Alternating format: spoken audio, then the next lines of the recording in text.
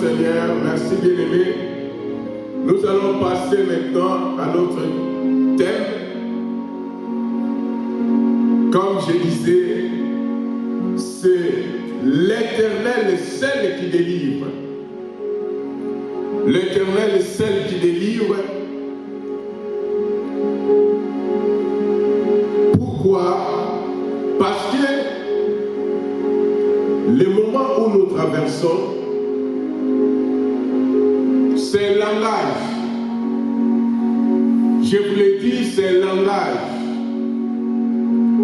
où Dieu a donné à l'humanité. Et si nous voyons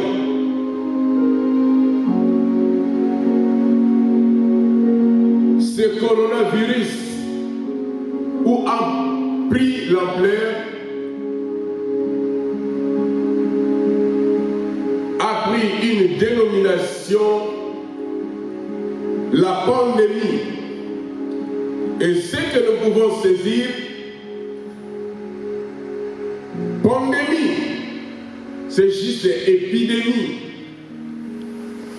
qui atteint un grand nombre de personnes dans une zone géographique internationale.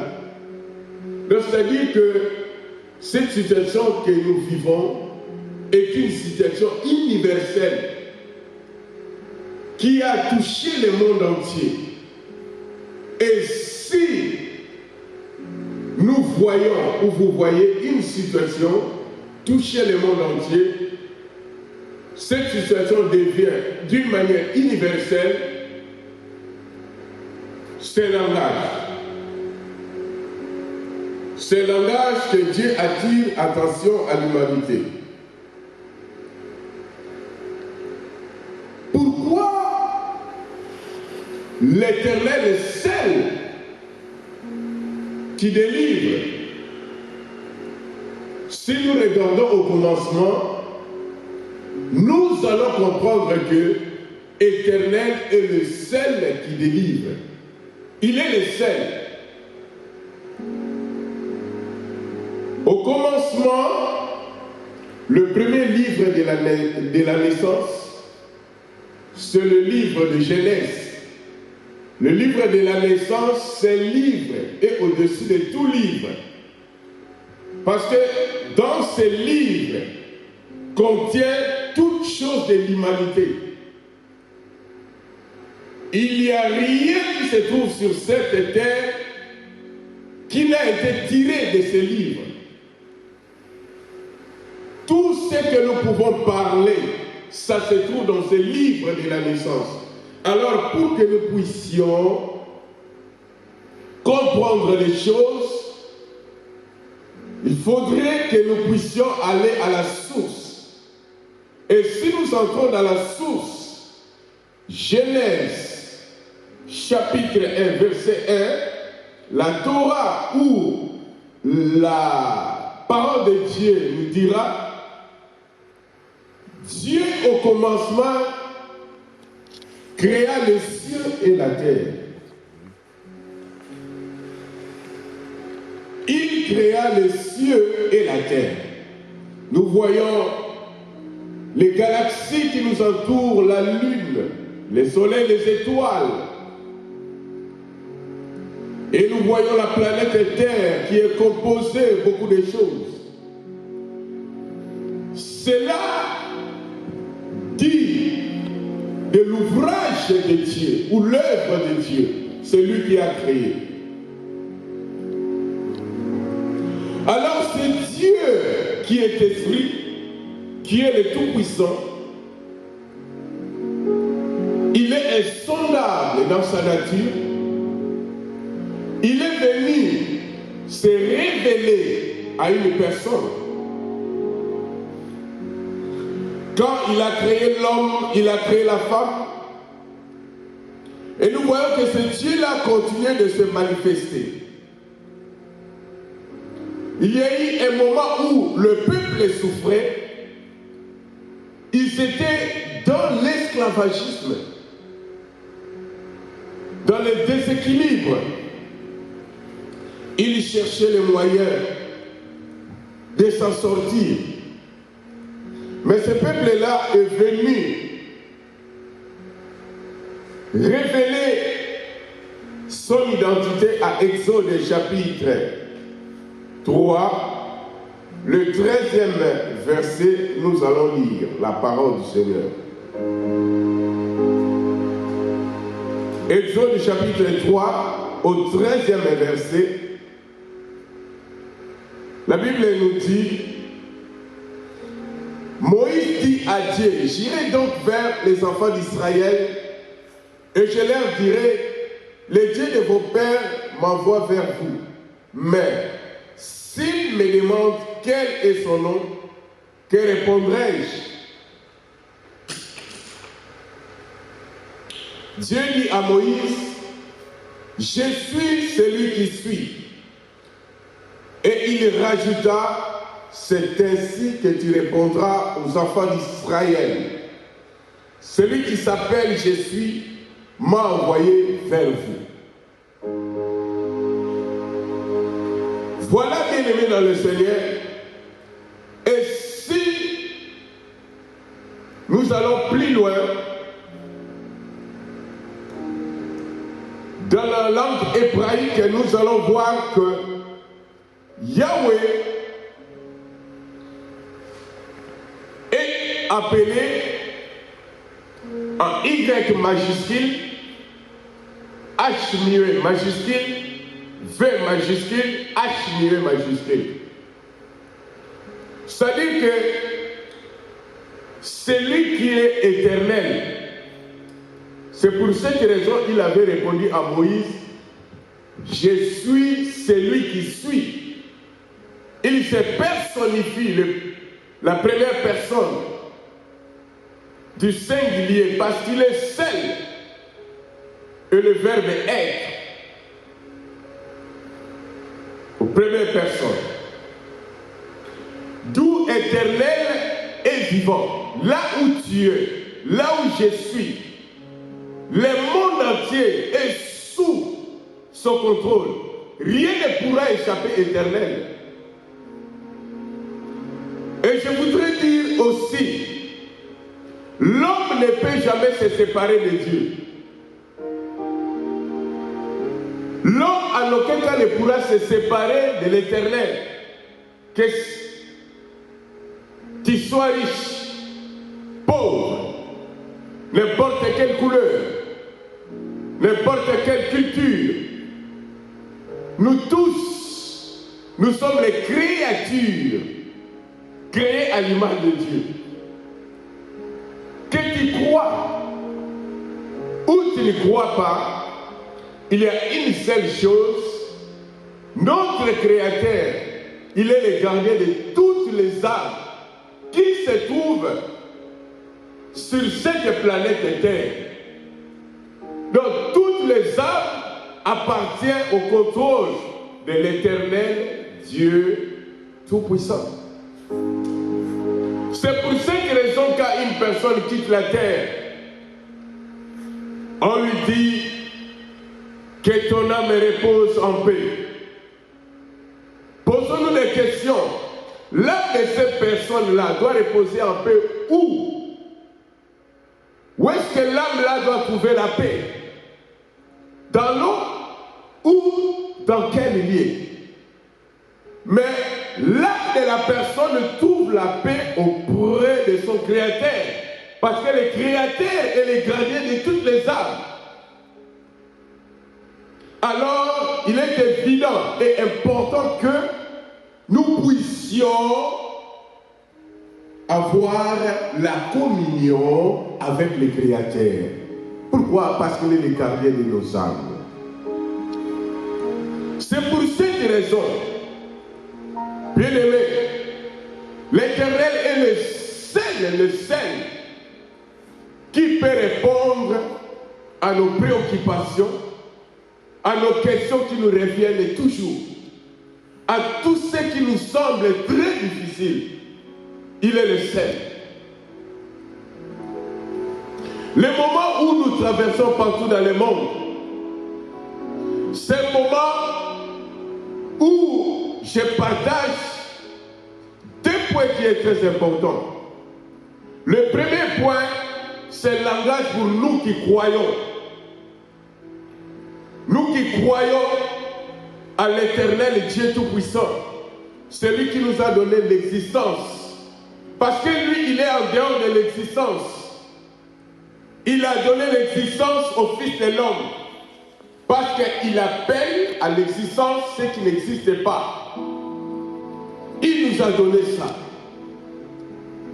Et nous qui croyons à lui, nous devons être sérieux, c'est le langage.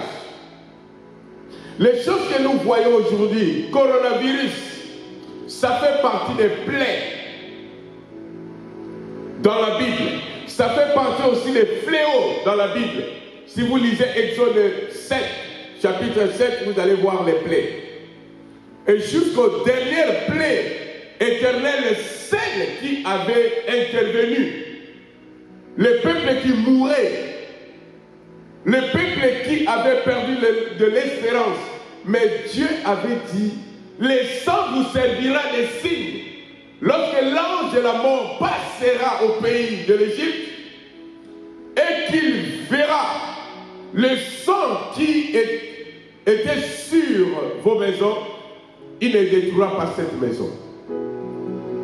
Et c'est de la même façon, le moment où nous passons, bien-aimés, il y a un sang qui a été coulé.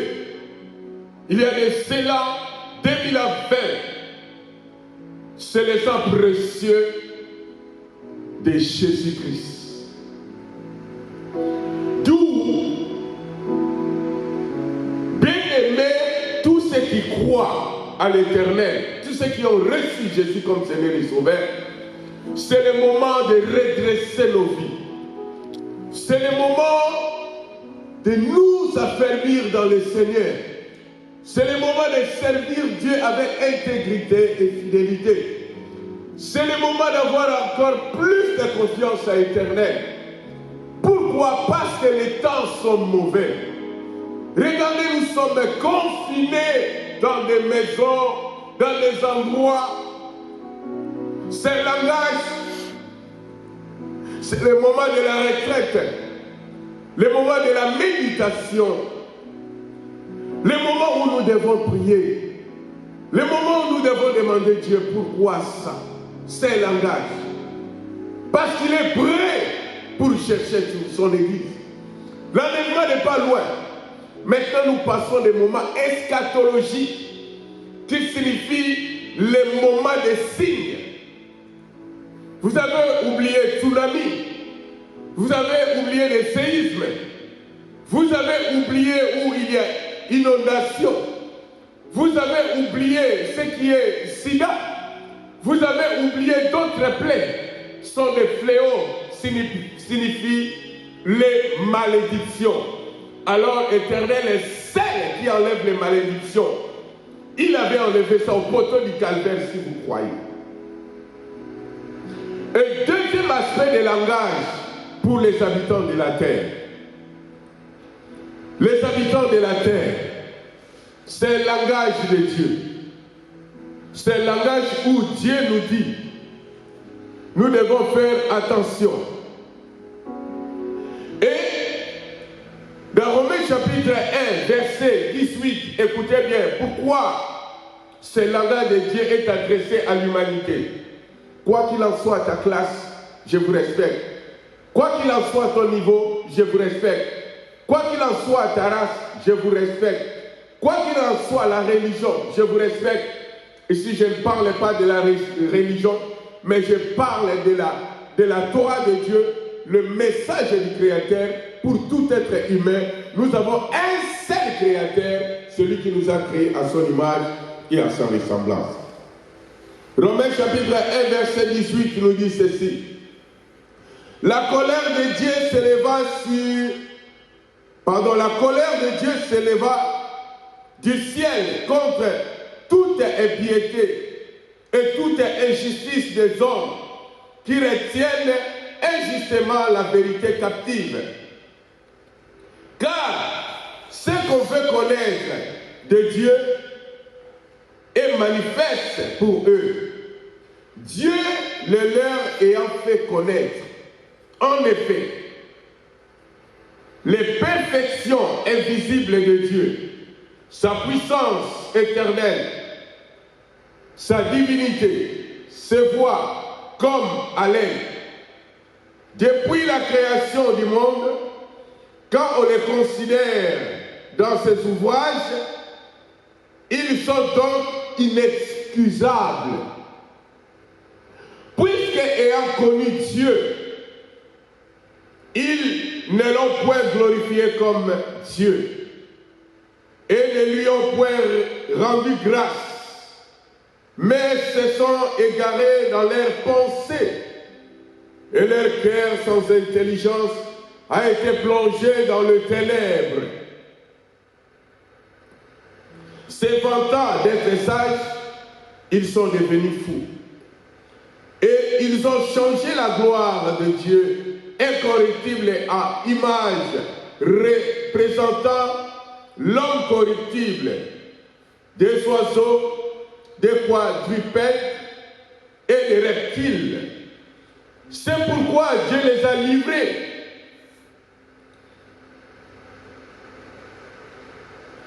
à l'impureté selon les convoitises de leur cœur, en sorte qu'ils déshonorèrent eux-mêmes leur propre corps, et qui ont changé la vérité de Dieu en mensonge, et qui ont adoré et servi la créature, la créature au lieu du Créateur, qui est béni éternellement. Amen.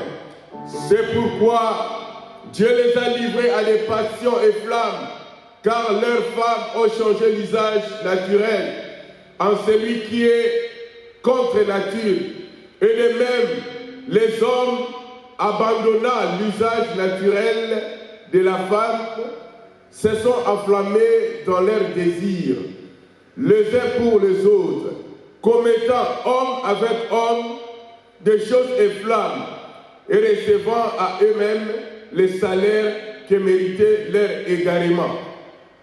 Comme ils ne sont pas soucieux de connaître Dieu, Dieu les a livrés à leur sens réprouvé pour commettre des choses indignes. Voilà, bien-aimés, si vous continuez, vous allez voir. C'est au travers de cette lecture de la parole qui a attiré mon attention et qui pourra faire en sorte d'attirer aussi notre attention. Et quand nous voyons les signes qui nous surpassent, c'est le langage de Dieu. Alors, qu'est-ce que nous allons faire? Parce que je disais, c'est l'Éternel seul qui délivre. Ésaïe chapitre 45, verset 22. Éternel dit ceci: tournez-vous vers moi et vous serez sauvés, vous tous qui êtes aux extrémités de la terre, car je suis Dieu et il n'y en a point d'autre. Bien aimé, c'est que l'humanité nous allons faire.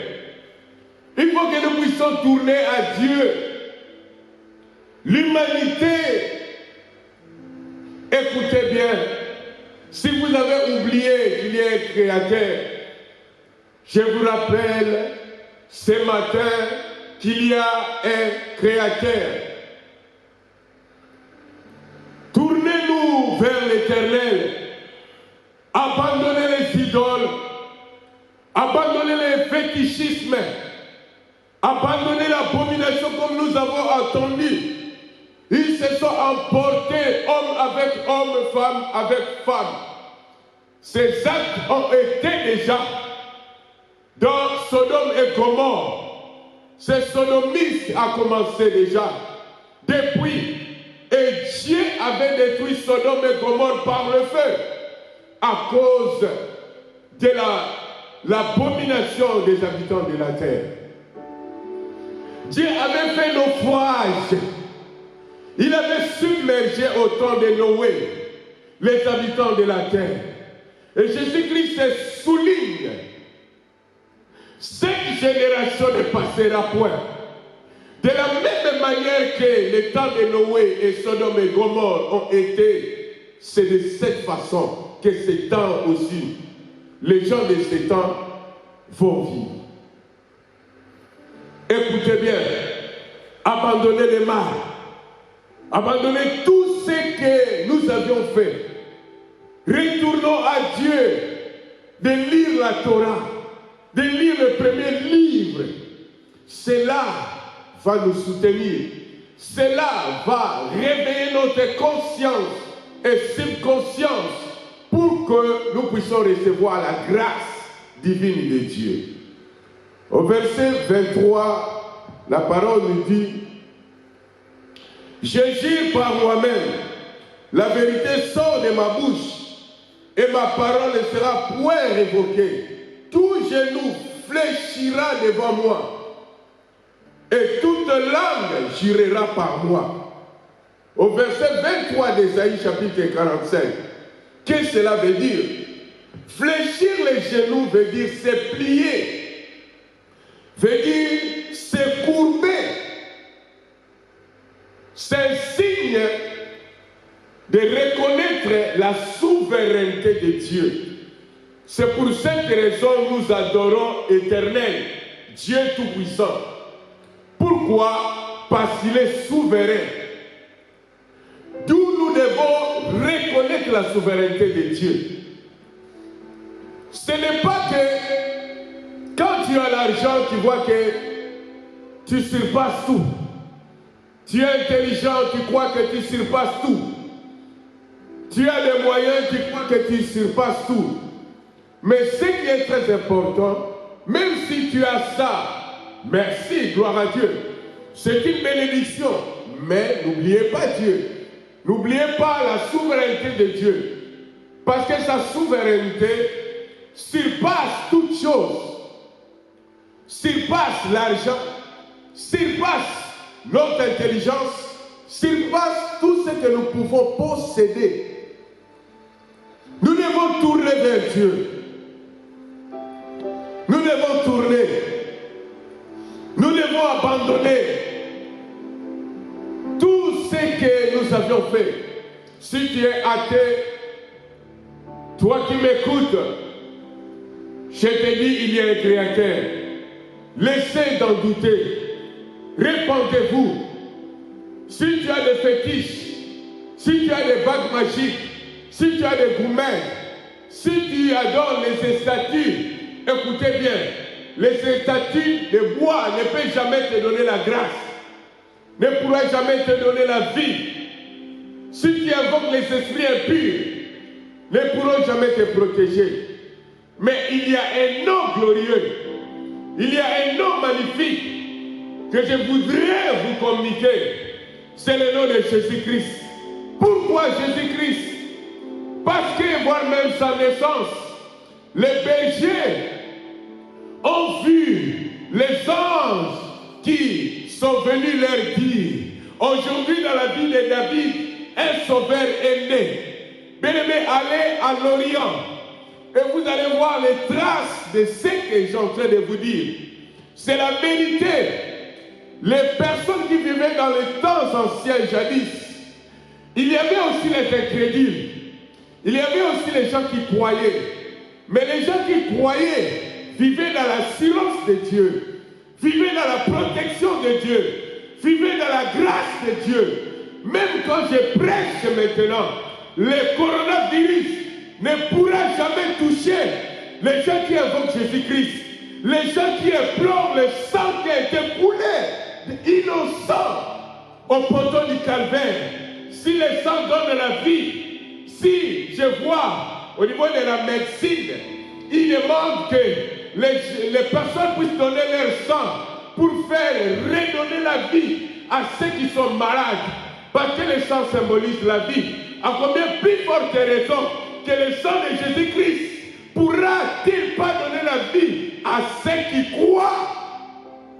Que la puissance du sang de Jésus-Christ vous touche là où vous êtes. Que le sang puisse vous servir de signe dans vos maisons, dans tout ce que vous êtes en train de faire. Je dis que que la puissance du sang de Jésus entre. Même tous ceux qui sont dans les hôpitaux, ceux qui sont touchés par coronavirus, j'envoie le sang de Jésus de purifier tous vos corps. Alléluia. Que la guérison entre d'une manière miraculeuse par le sang de Jésus. Parmi les prophètes, il est le grand prophète. Il n'y a jamais une personne comme lui qui nous dit des choses cachées. Il dit, il est venu du ciel. Il dit, c'est lui qui m'a vu, a vu le Père. Il avait dit des choses extraordinaires où les pharisiens, les sadducéens avaient dit, qui es-tu? On te connaît, fils de Marie et de Joseph. Oui, on lui prenait comme un homme ordinaire, mais il n'était pas un homme ordinaire, extraordinaire, au-dessus de toute capacité de l'intelligence, des miracles. D'ailleurs, il était mort. 3 jours, il était ressuscité. Jésus de Nazareth. Pierre a vu sa puissance. Pierre était tué ici, en Italie, en Rome. Si vous allez là-bas, vous allez voir la cathédrale Saint-Pierre. Nous parlons de la vérité. C'est le temps que l'humanité doit changer la façon de vivre. C'est le temps où la corruption sera nettoyée. C'est le temps où l'abomination sera nettoyée. C'est le temps où les idoles seront nettoyées. Pas la religion, mais entrer dans la vraie Torah, la loi parfaite de Dieu qui a franchi. D'ailleurs, le plus grand miracle est fait. Ok. Maintenant, écoutez la vraie délivrance. Ça, c'est pour tout le monde. Je vous annonce la vraie délivrance. Parce que dans le coronavirus, on nous dit attention. Même tout ce que nous mangeons, les denrées alimentaires, on nous dit il faut vraiment que l'hygiène soit en vigueur. Si vous touchez peut-être un fruit comme ça, le virus peut entrer. Vous touchez n'importe quel article, le virus pourra entrer. Mais je vous rassure, les papas, je vous rassure, les papas, tu pourras aller acheter un fruit, juste laver le fruit bien, après prier et manger, ça ne te fera pas de mal. Tu pourras, je ne sais pas moi, acheter soit du pain, prier cela, manger, ça ne te fera pas de mal. La parole me dit, tout est sanctifié par la parole et par la prière. Si tu pries, sache que ce que tu dois manger, sanctifié et béni au nom de Jésus-Christ. Écoutez maintenant la parole de la délivrance. Jean, l'évangile selon Jean, chapitre 3, versets 14 à 15. Ça, c'est la parole de la délivrance. Si tu vis dans l'angoisse, réjouis-toi. Si tu vis dans l'insécurité, réjouis-toi. Si tu vis, tu vois que, peut-être que tu es en train un peu de tousser, parce qu'il y a des personnes, quand ils toussent, bon, on est dans une aussi période des pollens. Les pollens aussi, ça fait bouler le nez, les yeux, des fois un petit peu les oreilles et la gorge qui essaie un peu de faire mal. Et quand tu vois un peu des signes là, peut-être tu peux croire, je pense que c'est coronavirus. Non. Vous savez que depuis que l'homme avait péché, notre corps aussi était endommagé. C'est-à-dire, le corps que nous portons n'est pas parfait. C'est comme la voiture, il faut entretenir. Ce n'est que normal. Ce n'est que normal. Donc, il y a aussi d'autres symptômes qui peuvent venir d'une manière normale. Mais le virus qui vient pour enlever les gens, quand on regardait dans l'Italie, le nombre de morts au Grand Est, ça, ce n'est pas normal. Il y a un langage qui se cache. C'est pour cette raison que je vous l'ai dit, il y a 5 le nom de Jésus et le sang de Jésus. Et Jean chapitre 3, verset 14 à 15, nous dit ceci. Et comme Moïse éleva les serpents dans le désert, il faut de même que le Fils de l'homme soit élevé, afin que quiconque croit en lui ait la vie éternelle, et qu'on acclame la parole du Seigneur. Alléluia, vraiment c'est merveilleux. Vraiment c'est merveilleux. Comme Moïse éleva les serpents dans le désert, il faut de même que le Fils de l'homme soit élevé. Bien-aimés, les peuples qui vivaient dans cette époque-là étaient mordus par le serpent. Et les peuples mouraient, les peuples pleuraient, les peuples se lamentaient, les peuples avaient perdu de l'espérance. Ils se disaient, qu'est-ce que nous pouvons faire?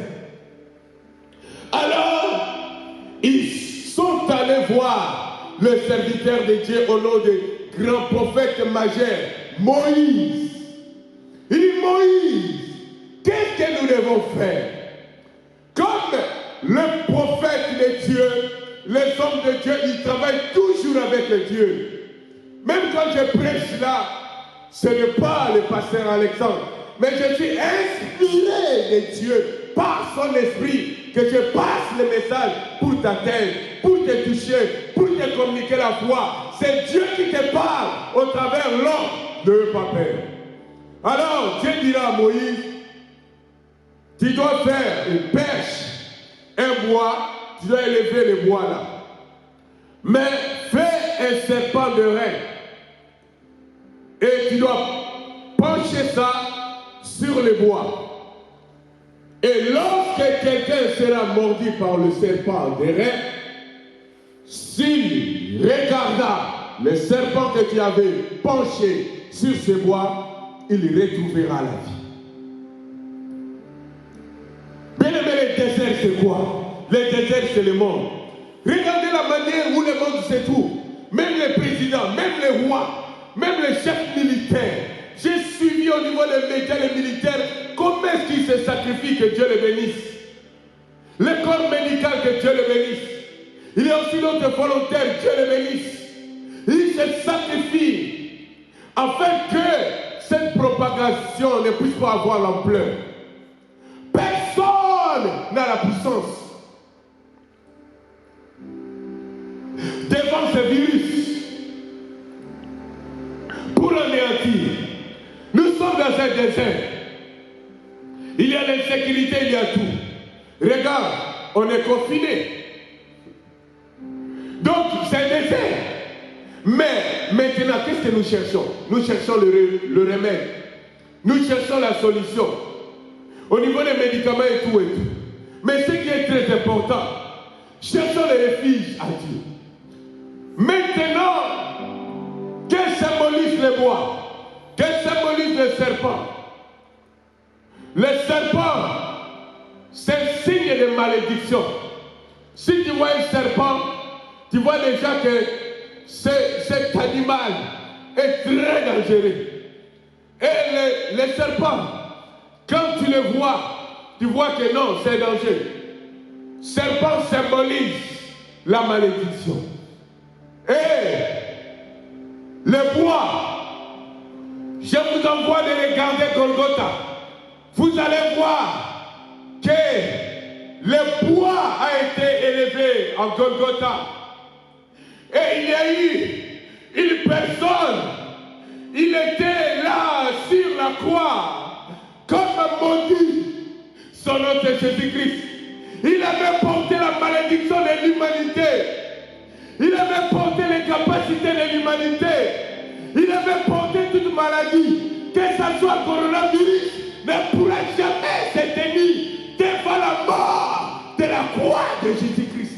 Car il avait crié dans Jean chapitre 19, verset 31, tout est accompli.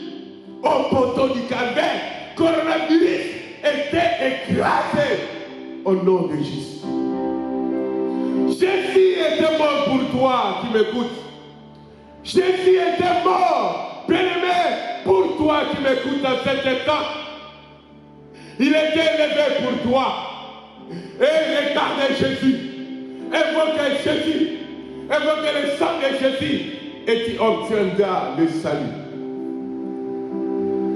À cet instant, je dis aux bien-aimés, même les familles, si votre frère, père ou soeur, ou je ne sais pas qui que ce soit, a été touché par coronavirus, c'est par le nom de Jésus.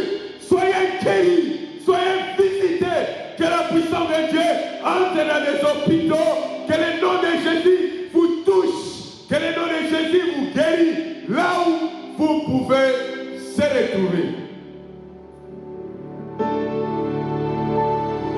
Jésus est le roi. Bien-aimés, pour terminer, je vous dis ce qui est vrai. Je voudrais vous dire un verset de la fin. David a dit dans Psaume 118, verset 17. Il avait dit, je ne mourrai pas, je vivrai et je raconterai les œuvres de l'Éternel des armées. Ma prière ce matin, de ce matin, auprès des créatures de Dieu, auprès de tout ce que tu as créé, sachez très bien, Dieu est vivant. Il envoya Jésus-Christ de nous sauver de la mort à la vie. De la mort à la vie. Jésus symbolise la vie. Ma prière de ce matin, que la vie de Jésus entre dans vos maisons. Que la vie de Jésus entre là où vous êtes. Que la vie de Jésus-Christ vous touche. Si tu es incrédule, lève ton cœur à Jésus. Il est le temps que nous devons comprendre qu'il est un créateur. Que le monde entier sache, même les rois, même les présidents, même tous ceux qui sont au sud, au nord, est, nous devons savoir que Dieu restera Dieu. Réfugions-nous auprès du Créateur. Il nous accueillera. Cherchons le refuge à Dieu. Ta protection ne te protégera jamais. Ta maman ne te protégera jamais. Ton époux ne te protégera jamais. Le fétichisme que tu crois ça ne te protégera jamais. La vraie protection, c'est le sang de Jésus. C'est le nom de Jésus-Christ. C'est quand tu crois que l'Éternel est Dieu Tout-Puissant, le Créateur du ciel et de la terre. Oh, gloire au Seigneur. Nous sommes arrivés à la fin. À la fin de ce message, que l'Éternel est celle qui délivre. L'Éternel est celle qui délivre. Vous êtes délivrés. Vous êtes touchés. J'ai la foi que tout ce que nous venons faire, enseigner, passer un moment agréable avec Dieu, Jésus-Christ est votre réponse. Que Jésus-Christ soit loué. Que Jésus-Christ soit exalté. Je dois maintenant prier pour vous. Là où vous êtes, vous pouvez aussi prier. Vous pouvez aussi prier. La prière, c'est la communion. Je dois prier le Seigneur. Éternel Dieu Tout-Puissant,